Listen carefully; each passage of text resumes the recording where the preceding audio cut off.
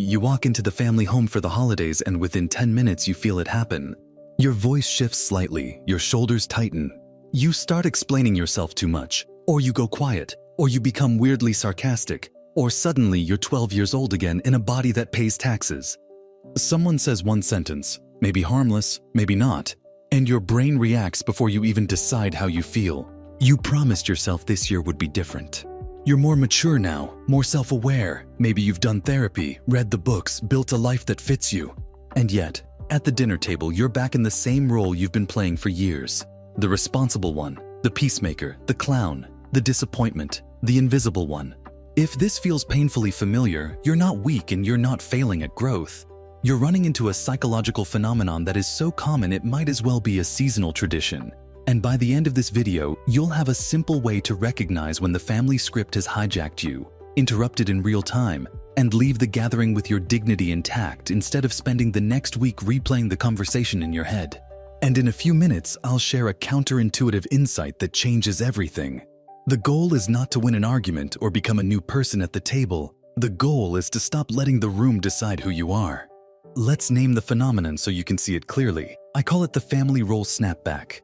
It's the sudden pull back into an old identity the moment you enter the environment where that identity was formed. It is not your true personality suddenly returning, and it is not proof that you haven't grown. It's closer to an old operating system booting up because it recognizes familiar hardware. Your nervous system learned patterns in that house with those people around those rules. You didn't consciously choose them, you adapted to them. If you had to stay safe, you became agreeable. If attention was scarce, you became loud. If conflict was dangerous, you became invisible. If love was conditional, you became perfect. These weren't moral failures. They were survival strategies in a specific emotional climate. And the hard part is this. Those strategies can feel like you because you've practiced them thousands of times. So when you return, your brain does what it always does, it predicts.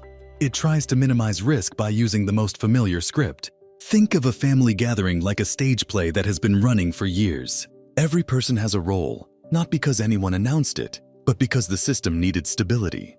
Systems love stability. Families are systems.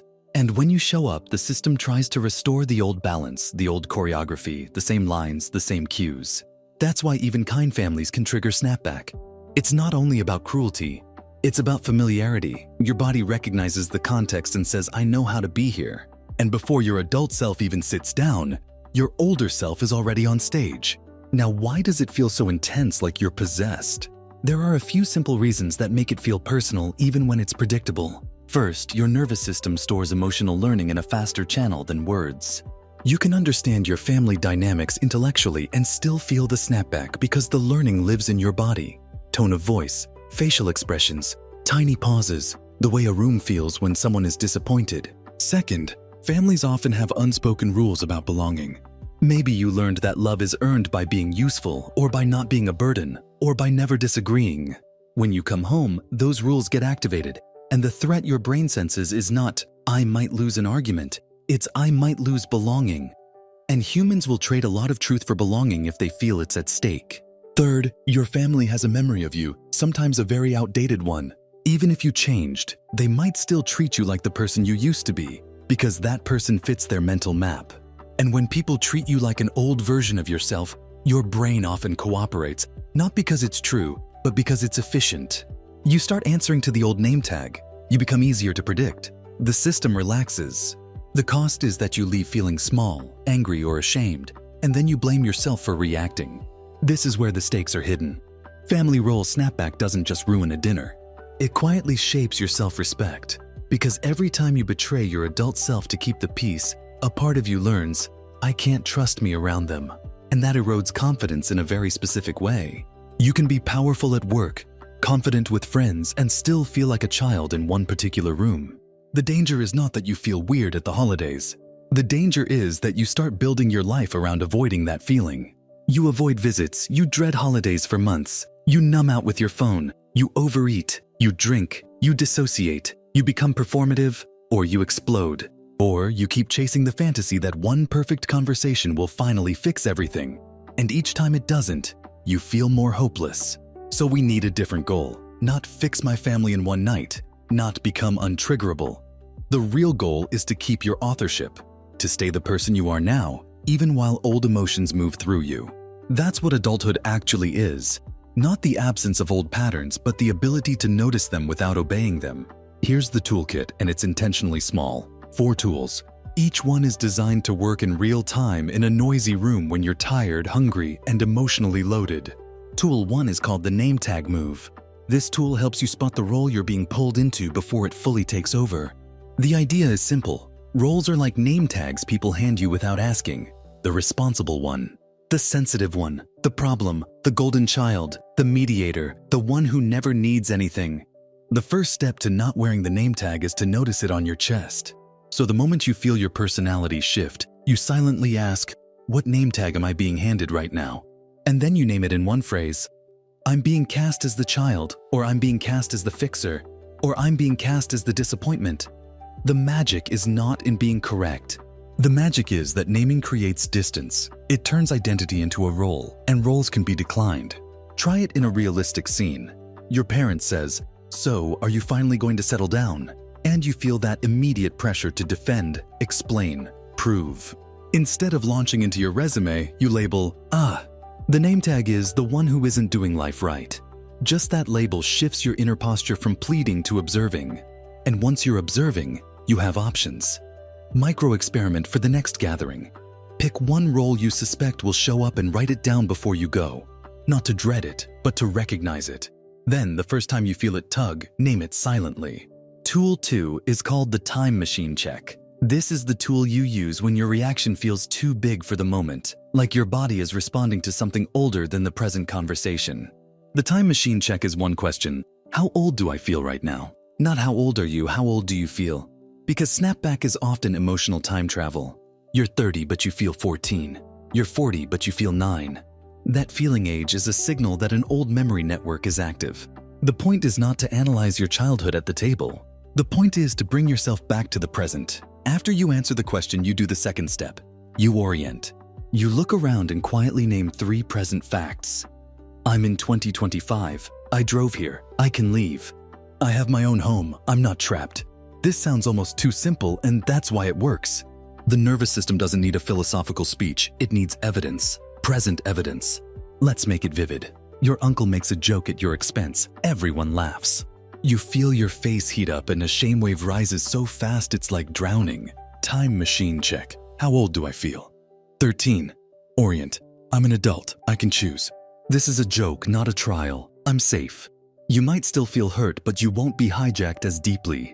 Micro assignment. The next time you feel an outsized reaction, whisper the number in your head. Then name 3 present facts. Notice if the intensity drops even 10%. 10% is enough to change your behavior. Tool 3 is called the 2-sentence boundary. People hear boundaries and imagine a dramatic confrontation. That's why they avoid it. But the most effective boundaries in families are boring and brief. A boundary is not a speech. It's a limit plus a redirection. The 2-sentence boundary is exactly that. Sentence 1 acknowledges without surrendering. I hear you, or I get that you care, or maybe. Sentence 2 sets the limit and moves the conversation. I'm not discussing that today, or I'm happy with my choice, or let's talk about something else. That's it. No long explanations. Explanations are invitations to debate. Families often treat debate like sport. If you explain, the system grabs the thread and pulls you back into the role. The 2-sentence boundary protects your nervous system by refusing to provide handles. Example with inner dialogue. Someone says, "Why aren't you drinking? Are you pregnant?" Your old self might panic, joke, or over-explain. Instead, I hear you. I'm not discussing my body today. Then you redirect. How was your trip? Or, tell me what you've been watching lately. If they push, you repeat the same boundary. Repetition is not weakness. Repetition is clarity. Micro-experiment for the week. Write 2 boundaries you might need in your own words and practice them once out loud at home. It will feel awkward. Good. Awkward means new neural pathway. Tool 4 is called the exit ramp ritual. This is what you do to prevent the post-gathering spiral, the long drive home where you replay everything and invent better comebacks, and the next day where your mood is ruined even though the event is over. The exit ramp ritual has 3 small parts.